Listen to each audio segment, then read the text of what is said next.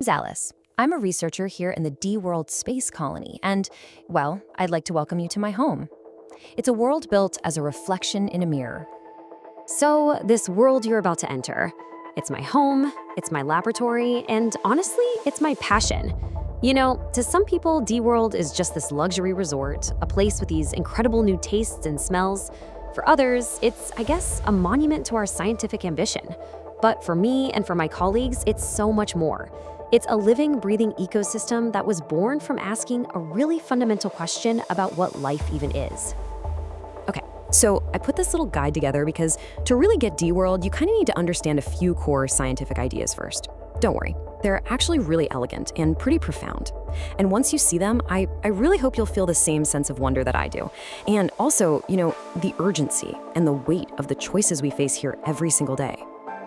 So yeah, please just think of this as a personal invitation from me to you. I really want to share the science that makes our lives here possible so you can really appreciate the story of this place, this world built in the mirror.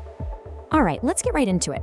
To really understand D-World, we have to start with this concept that's both simple and, well, profound. It's called Enantiomers. This whole idea of molecular handedness is literally the bedrock of our entire reality here. It's the source of our biggest conflicts, too. You could say it's the invisible law that separates our world from its mirror image. So just look at your hands for a second. Your right hand and your left hand. They're perfect mirror images of each other, right? But they're not identical. I mean, you can't lay one perfectly on top of the other. It just doesn't work. Well, a lot of the molecules that make up life on Earth, things like amino acids, which are the building blocks of proteins, they have this exact same property. And that's what we call enantiomers, these molecular mirror images. Okay, now this is where it gets really fascinating. For some reason we still don't totally get, life on Earth made a choice a long, long time ago. It evolved to only use left-handed, or L-form, amino acids. We call it L-life. So of course this leads to a massive question. What would happen if a world existed that was built from the right-handed, or D-form versions instead? And look, this isn't just some abstract science thing. It has real consequences. Take L-glutamic acid. That's the stuff that gives us that savory umami flavor you get in certain foods. But its mirror image, D-glutamic acid, it's completely tasteless. Nothing. So this one tiny fundamental difference changes everything, from what we taste to our actual biology. Which, begs the question, if two worlds, one L and one D, ever met, could they even interact at all? And that idea right there is the foundation for our next big concept, mirror image life. This is the tech that changed everything. It's what makes D-World possible. We've gone from just a chemical curiosity to creating a whole new branch on the tree of life. So, mirror image life, or D-life as we call it, is life that we've artificially created from those right-handed D-form amino acids. Here in D-World, we've built an entire self-sustaining ecosystem on this principle. And the results? I mean, they're nothing short of miraculous, really. I have a friend, Haruto. He's a writer from Earth. When he visited, he tried a simple caprese salad we made with our D-life mozzarella, D-life tomatoes, all of it. And his reaction was just, wow. He said it was like discovering a new vector of taste and aroma. Can you imagine? And what he experienced really shows you the incredible potential we're tapping into here. We're literally exploring whole new sensory territories. But, and this is a huge but, creating a whole separate biology like this comes with immense risks. See, the immune systems of L life forms, like us, they're unable to recognize pathogens made from D-form molecules. Think about that. An infection from D bacteria could be absolutely devastating.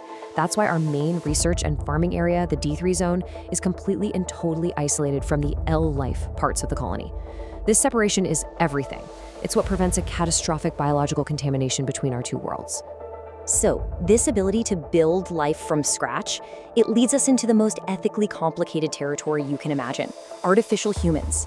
And this isn't just a technical problem we can solve. No, it forces us to ask a really, really hard question. What even is a human being? Right now, as of 2025, the artificial creation of humans is prohibited. It's an ethical line we haven't crossed. But just imagine for a second. If we could freely edit human DNA, what should we do? What if you could design a child's appearance, their characteristics, like you're writing a character in a book? And even if we say no to that, what about correcting all genetic problems before a child is even born? Where do you draw the line? I mean, if genes are edited so freely, you even get to a point where you have to ask, who are the parents? When you live in a world where creating artificial life is something we can do, does a technology like this, does it just become ordinary, normal? And that forces us to face the most challenging question of all.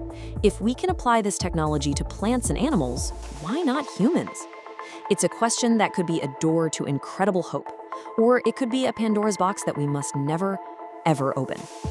So, there you have it. Those are the fundamentals. Enantiomers, mirror image life, and the ethics of the artificial human. These three things are really the keys to unlocking everything about the world you're about to explore. They shape everything here. Not just our science and our food, but our politics, our deepest fears, and all of our hopes too. Look, as a researcher who's dedicated my entire life to this, I'm asking you to look past the spectacle of it all and to see the human story that's underneath.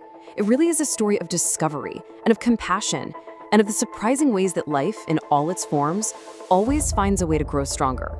So I invite you now, step through the looking glass with me and experience the story for yourself.